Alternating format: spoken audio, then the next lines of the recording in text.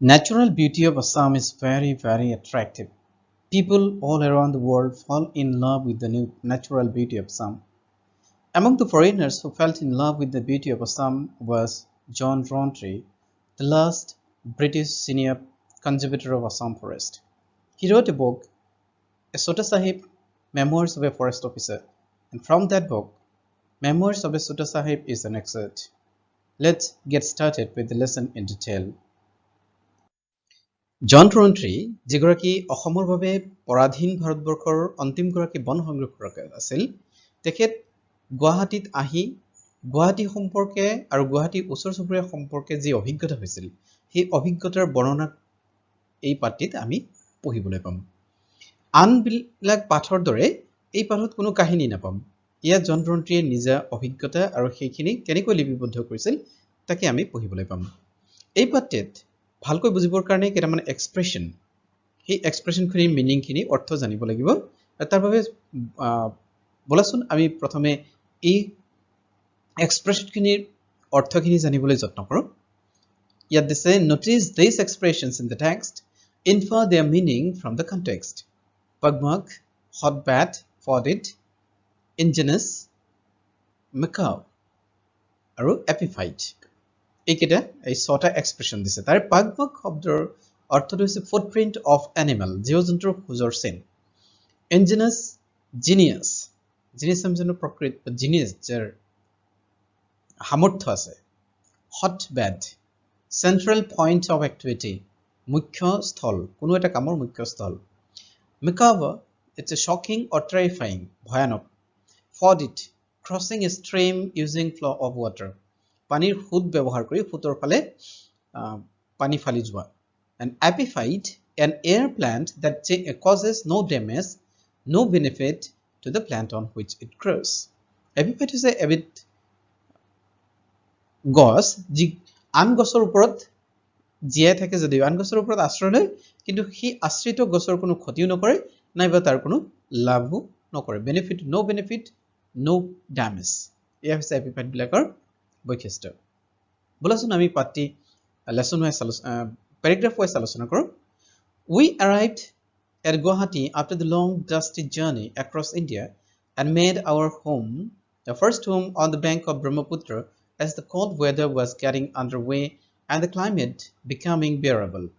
The Public Works Department had given the walls of the bungalow a coat of fresh lime wash and had painted the walls woodwork liberally with art oil. In front was a raised portico which served as a carport, and on top a veranda from which we had a splendid view of the river and its shipping and beyond the Himalayas. In the foreground was Peacock Island with the dome of a Hindu temple just visible through the trees. I never discovered peacocks but only monkeys on the island. লেখকে কৈছে যে তেখেতৰ পৰিয়াল দীঘলীয়া এক ধূলিময় যাত্ৰাৰ শেষত আহি গুৱাহাটী পাইছিল গুৱাহাটীৰ বতৰ তেতিয়া সহ্য কৰিব পৰা হৈছিল গৰম শেষ হৈছিল আৰু ঠাণ্ডাও ইমান পৰা নাছিল তেখেতৰ বাবে থকা বাংলোক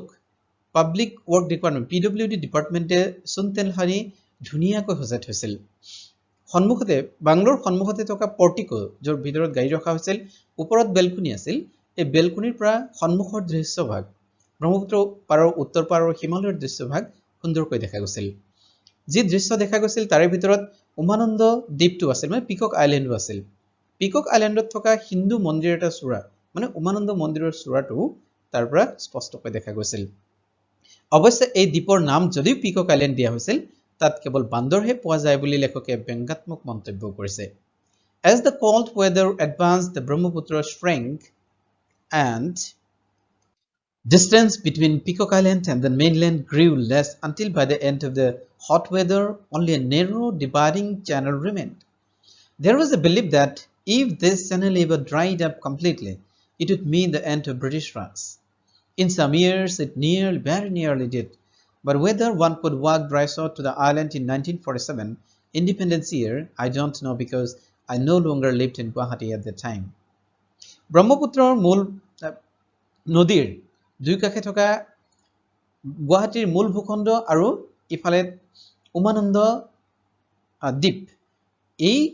দুই ভূখণ্ডৰ মাজত পানী ভাগ একেবাৰে কেতিয়াবা কেতিয়াবা শুকাই যোৱাৰ নিচিনা হৈছিল তাত এটা জনবিশ্বাস আছিল যে যেতিয়া এই পানী ভাগ একেবাৰে শুকাই যাব তেতিয়া ভাৰতবৰ্ষত ব্ৰিটিছ ৰাজৰ অন্ত পৰিব কোনো কোনো বছৰ প্ৰায় শুকাই গৈছিল যদিও লেখকে 1947 চনত যেতিয়া ভাৰতবৰ্ষ স্বাধীন হৈছিল সেই সময়ত এই পানী ভাগ একেবাৰে শুকাইছিল নে নাই ক'ব পৰা নাই কাৰণ তেখেত তেতিয়া গুৱাহাটীত নাছিল although Guwahati was the port entry so to speak into Assam most travelers passed through on their way between Calcutta and Shillong or to district farther up the valley occasionally however they stayed overnight and sometimes we had unusual visitors one of which was a tiger that had presumably been washed up by a flood. The bug marks of the Lur's cat were clearly traceable through our compound. Guwahati যদিও উত্তৰ পূৰ্বাঞ্চলৰ জলপথৰ একমাত্ৰ প্ৰৱেশদ্বাৰ বুলি কোৱা হৈছিল তথাপিও যাত্ৰীসকল কিন্তু কলিকতা আৰু শিলঙৰ মাজৰ স্থলপথেৰেও অহা যোৱা কৰিছিল কোনো কোনো যাত্ৰীয়ে গুৱাহাটীত নিশাও কটাইছিল আৰু যাত্ৰীসকল কিছু অদ্ভুত যাত্ৰীও আছিল তাৰে ভিতৰত এবাৰ এটা বাঘ বানপানীত উঠি গৈছিল আৰু লেখকে এই কথা উল্লেখ কৰিছে যে তেখেতৰ বাংলোৰ চৌহদৰ ভিতৰত প্ৰায়ে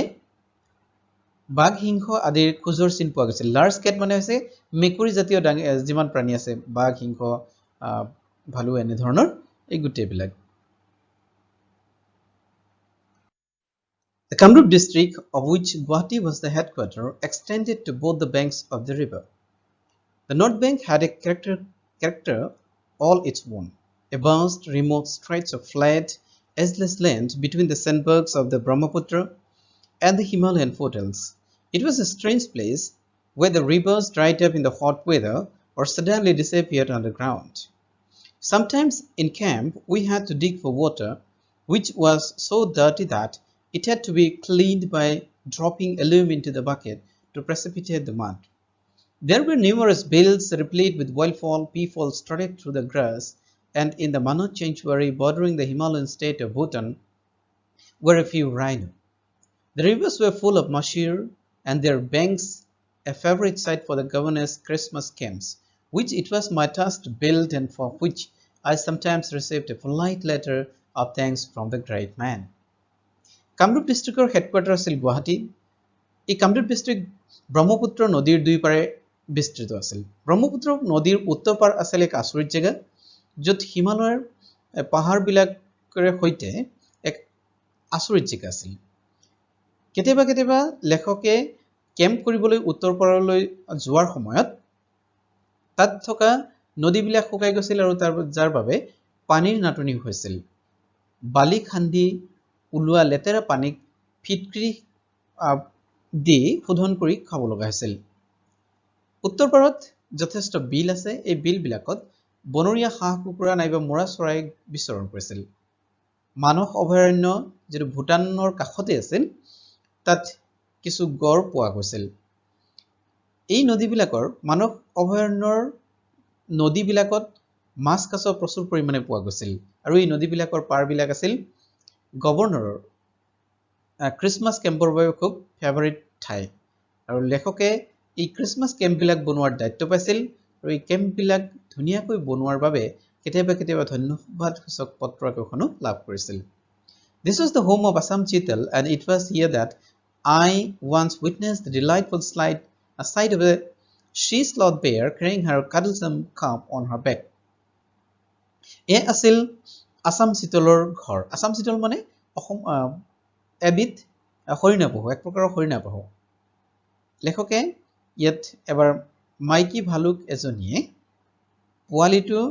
লৈ খুসকাহি গৈ থকাৰ সুন্দৰ দৃশ্য উপভোগ কৰিবলৈ পাইছিল Right in the middle of the wilds European and his wife had leased a piece of land from the forest department with a view to growing simul trees for the nearby match factory. They had rigged up miles of electric fencing in an attempt to keep out the deer, but with little success as far as the deer were concerned. They just jumped over it. On the other hand, neighbor having met an electric fence before, I received the full treatment. I am afraid their enterprise was in no sense a very profitable one. এই উত্তৰ পাৰৰে forest ডিপাৰ্টমেণ্টৰ পৰা এগৰাকী European আৰু তেখেতৰ পত্নীয়ে এডোখৰ মাটি লিজত লৈ শিমলু গছৰ খেতি কৰিবলৈ স্থিৰ কৰিছিল শিমলু গছৰ খেতি যাতে হৰিণা পহুবিলাকে নষ্ট কৰিব নোৱাৰে তাৰ বাবে এই খেতিৰ চাৰিওফালে ইলেক্ট্ৰিক ফেন্সিংৰ ব্যৱস্থা কৰিছিল অৱশ্যে এই ইলেক্ট্ৰিক ফেন্সিঙে কিমান লাভ কৰিছিল তেওঁৰ বিজনেছত হিয়া লেখকে স্পষ্টকৈ ক'ব পৰা নাই During the cold weather the north bank was delightful In the rainy season it was a hotbed of malaria and was best avoided Travel at this time of year could also pose problems The rivers were in flood and the bamboo bridges erected at the start of the cold weather were soon washed away. These bridges swayed and creaked alarmingly under a passing car, but were immensely strong and extremely useful. Once I forded one of these flooded rivers on horseback. With difficulty, I persuaded my mount to plunge into the water, then slide it over his crop and hung on to his tail, which I was able to use as a rudder. When I pushed it to the right, the horse veered to the left and vice versa, and we eventually made a safe landing on the other side of the river. More usually, crossings were made in marboat, a tedious performance at the best of times. The mar, which was a ferry, consisted of a plank platform covering two open boats placed alongside one another.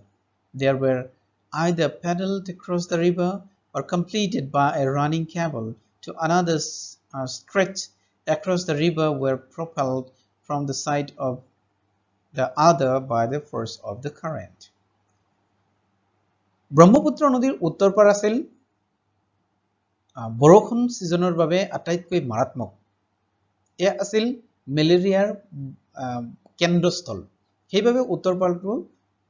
বৰষুণীয়া সিজনত মানুহে যিমান পাৰিছিল এৰাই চলিছিল লেখকে এবাৰ আৰু এই উত্তৰ পাৰৰ নদীবিলাক খুব সোনকালেই বৰষুণৰ সিজনত বানপানী হৈ গৈছিল